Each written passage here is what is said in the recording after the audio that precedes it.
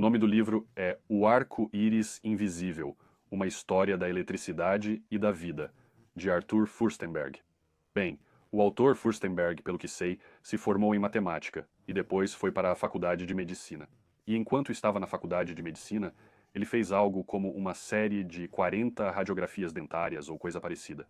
Durante esse período, ele descobriu que é o que chamam de eletrossensível e começou a ter todo tipo de problema de saúde. Aparentemente, ele ainda sofre com isso até hoje. Então, ele se tornou uma espécie de cruzado contra o excesso de tecnologia, sem fio e poluição elétrica, esse tipo de coisa. Como eu disse, finalmente consegui ler este livro e é absolutamente fascinante. A primeira coisa que preciso dizer é que o livro tem cerca de 565 páginas, mas os últimos 42% aproximadamente são uma seção de notas curtas e depois uma bibliografia absolutamente gigantesca. Ele fala sobre o que realmente aconteceu historicamente com a eletrificação do mundo, tanto em termos de eletricidade, fios telegráficos e, eventualmente, sabe, tudo, celulares, Wi-Fi, 2G, 3G, 4G, 5G. Ele aborda como a introdução de cada uma dessas novas tecnologias parecia coincidir com certos problemas de saúde na população em geral. Agora, curiosamente, a história dele começa com o relato da eletricidade estática. E já lá, por volta de 1764, se não me engano, todas essas pessoas estavam fazendo experimentos com garrafas de Leyden e dispositivos que geravam eletricidade estática. E pelo visto, naquela época, eles faziam todo tipo de loucura, como dar choques uns nos outros com eletricidade estática, e as pessoas alegavam que isso curava todo tipo de doença. Outras pessoas diziam: não, é perigoso. Eles faziam coisas malucas, como causar dores de cabeça terríveis em si mesmos, ou deixar partes do corpo dormentes por 2 dias. E todo mundo ficava meio que se eletrocutando. Era um pouco interessante. E quando ele revisa toda essa história, ele fala sobre como houve certos efeitos positivos no corpo humano, mas também alguns efeitos negativos. Com o tempo, surgiram os telégrafos e a energia elétrica. E com a introdução de cada uma dessas novas tecnologias, algum tipo de doença aparecia. E não se limitava apenas aos seres humanos. Havia também problemas com a vida vegetal e animal. Árvores morriam, pássaros morriam. Na verdade, ele menciona o que acho que foi o primeiro registro de morte em massa de abelhas, lá em 1904. Você deve se lembrar que há alguns anos isso estava em todos os noticiários. Eles diziam: meu Deus, o que está acontecendo com as abelhas? É a síndrome do colapso das colônias. E claro, algumas pessoas sugeriam: olha, temos todo esse 4G e estamos introduzindo o 5G experimental. E o nível de saturação de todas essas ondas de radiofrequência está completamente fora dos padrões. Então, talvez isso tenha algo a ver com a situação, e ele novamente mostra uma correlação entre a introdução dos primeiros sistemas de radiofrequência, acredito que foram os sistemas iniciais. E claro, isso aconteceu nos velhos tempos. Então, estamos falando do início do rádio e coisas do tipo. A introdução desses vários sistemas, incluindo simples fios telegráficos com pulsos elétricos básicos passando por eles, nem precisava ser sem fio. Qualquer tipo de eletrificação, com fio ou sem fio, até mesmo linhas de energia CA ou CC de 50 ou 60 Hz funcionando, sabe, por toda a cidade, fez com que a incidência de doenças começasse a aumentar, e isso se correlaciona precisamente. Ele mostra repetidamente como isso se correlaciona com precisão, tipo, foi nessa época que o telégrafo começou, foi quando essas certas doenças começaram, foi quando as linhas de energia surgiram, foi quando as incidências de tal coisa começaram a disparar. Então, é realmente muito interessante porque, como eu disse, a bibliografia é enorme e, quer dizer, é uma revisão extremamente completa de todas essas diferentes correlações. Ele também menciona coisas interessantes como o transtorno de ansiedade. Na verdade, isso não existia na literatura médica até 1886. Ele até fala sobre como a gripe, que aparentemente se tornou uma coisa em 1889. Antes disso, era quase como se a gripe não existisse. Agora, é claro que algumas pessoas podem dizer: ah, a gente simplesmente não entendia e por aí vai. Mas ele mostra, e é bastante convincente, que sim, na verdade a gripe começou mesmo em 1889. Vou falar um pouco mais sobre isso daqui a pouco. De qualquer forma, a introdução de todas essas tecnologias sem fio e com fio no nosso mundo eletrificado causou um aumento dramático em coisas como doenças cardíacas, diabetes e vários tipos de câncer. Mas ao mesmo tempo é realmente fascinante para mim porque ele diz que tecnicamente estamos vivendo mais. Então, há uma pequena parcela da população em que essas coisas são ativadas. E as pessoas que são especialmente sensíveis a elas sentem os efeitos de forma muito intensa. O resto de nós pode simplesmente ignorar e dizer: ah, não, você tá maluco, porque não somos afetados. Mas quantos de nós conhecemos pessoas com problemas cardíacos na casa dos 30? Elas têm as artérias completamente entupidas. E estamos falando de pessoas super atléticas e saudáveis. Comem bem, malham direto e por aí vai. De repente, estão com um nível de doença cardíaca que antes só se via em alguém de 60 ou 70 anos. Eu mesmo conheço várias pessoas na faixa dos 30 que estão passando por esse tipo de problema. Quer dizer, quando eu era mais novo, isso era algo impensável. É bem interessante porque, no geral, estamos vivendo mais, mas também estamos tendo essas doenças sérias cada vez mais cedo. Então, pelo que ele escreve, parece que toda essa situação está realmente nos afetando de alguma forma. E, no entanto, talvez os cuidados médicos tenham melhorado, os diagnósticos tenham avançado, e por isso estamos vivendo mais, mas também sofrendo mais, pode-se dizer. Agora vou dar um exemplo rápido do livro.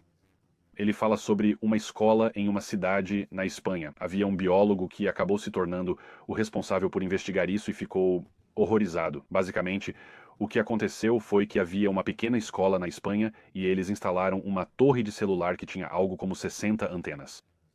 Parecia um porco-espinho ou algo assim, não muito longe da escola. E a partir de 2000, no primeiro ano em que esse sistema foi ativado, houve, eu acho que eram 5 crianças de diferentes idades nessa escola específica que desenvolveram leucemia ou linfoma. 2 tipos diferentes de câncer. E ele escreve que, bem, eu pesquisei e em todo o ano anterior, em toda a província, não apenas na cidadezinha, mas em toda a província, houve apenas 4 casos de leucemia e linfoma. E aqui temos, ok, aqui está a torre de celular, pronto, vamos ligá-la. E nesta pequena cidade, em toda a província, houve 5 casos. Então, o que acabou acontecendo foi que todo mundo ficou, sabe como é, agitando as mãos e perguntando: o que está acontecendo aqui?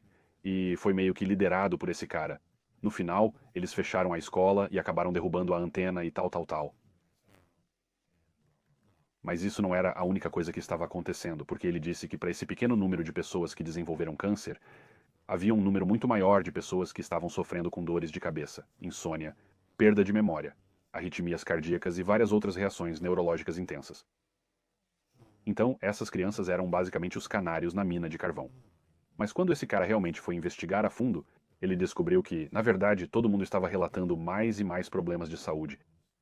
Era só esse pequeno grupo de crianças que estava sofrendo o pior, basicamente. Ele também fez algumas pesquisas e descobriu que pardais, cegonhas, falcões e várias outras aves foram fortemente afetadas pela presença dessas torres de rádio. Ele fez alguns estudos e pequenos experimentos e se perguntou: quantos ovos vão chocar se estiverem perto dessas antenas de celular e quantos não? E sim, ele descobriu que havia diferenças muito claras. Tudo isso está documentado e está disponível para consulta. Mas é claro que você poderia dizer: bem, tudo bem, só porque existe uma correlação entre a implantação de telégrafos 2G, 3G ou Wi-Fi, isso não significa que haja uma relação de causa e efeito. E claro, ouvimos isso com frequência. O problema com essa afirmação é que ela se tornou um clichê, porque é como se não importasse a quantidade de dados apresentados a uma pessoa. Não importa quantas pessoas sejam, sabe, pesquisadores renomados, cientistas prestigiados ou investigadores de alto nível. Não importa quantas dessas pessoas você traga à tona. Qualquer um pode simplesmente dizer: ah, bem, correlação não implica causalidade. E isso me faz lembrar de outro ponto que ele abordou no livro, que é como no caso da gripe e outros tipos de doenças no início dos anos 1900 e tal, ele basicamente afirma que, e ele realmente cita vários estudos e tenta demonstrar que os vírus não são o que realmente causa as doenças. São todos os campos eletromagnéticos, ondas e coisas do tipo que fazem isso. Agora, não sei bem o que fazer com essa informação, porque, até onde eu sei, sim, os vírus são reais.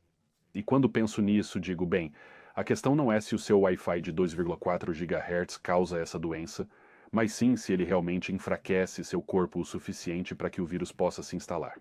Bem, na verdade, quer dizer, eu não sei a resposta para essa pergunta, especialmente com toda essa loucura da Covid que estamos vivendo. Você pode ler opiniões de vários especialistas, tantas coisas contraditórias. Algumas pessoas dizem que temos vírus latentes em nossos corpos e que eles podem ser ativados. Outras pessoas dizem que isso não é verdade de jeito nenhum. E estamos falando de pessoas realmente inteligentes em ambos os lados. Eu não sei a resposta para essa pergunta. O que eu sei é que existem muitos outros fatores. Por exemplo, se você assistiu ao filme Águas Escuras, que eu vi recentemente, é sobre como a DuPont, na época, estava produzindo todos os tipos de Teflon e havia um produto químico que era um subproduto da produção de revestimentos de Teflon para panelas e outras coisas. E eles estavam simplesmente despejando isso. Isso tornou o abastecimento de água tóxico. As pessoas ficavam com os dentes pretos, estavam tendo câncer, todo esse tipo de coisa. Então, sabe, naquela época havia, você sabe, os primeiros celulares e sistemas de telefonia celular digital que estavam sendo lançados. Então, sabe, qual que era o problema? Era a água tóxica? Era a água envenenada? Ou era a radiação eletromagnética do novo sistema de celular? Ou eram os dois juntos? Bem, obviamente podemos dizer que sim, o veneno era ruim. E com todos os dados disponíveis, podemos dizer que sim, a radiação eletromagnética parecia ser ruim, mas também parece afetar algumas pessoas mais do que outras. Então, é extremamente complicado dizer algo concreto e, sabe, sensato, porque seria necessário levar em conta todas as variáveis.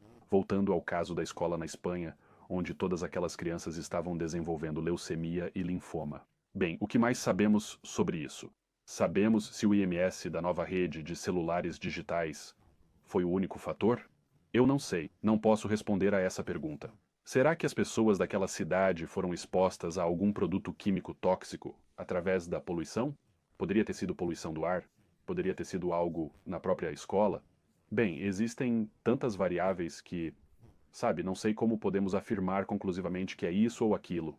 O que realmente precisaríamos é de um estudo super minucioso e rigoroso, como já mencionei antes, e, bem, seja um estudo epidemiológico ou duplo cego, blá blá blá, sinceramente não me importo muito com o tipo, só precisa ser um estudo longo e completo. Então, é complicado mesmo, e eu tenho mais perguntas do que respostas.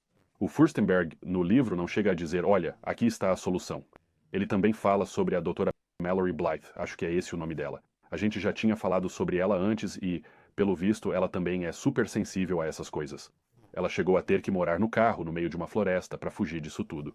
Acredito que agora há dados mais que suficientes para indicar que sim, algo está acontecendo aqui, e definitivamente precisamos de algum tipo de estudo sério e de longo prazo para basicamente descobrir e esclarecer essas coisas.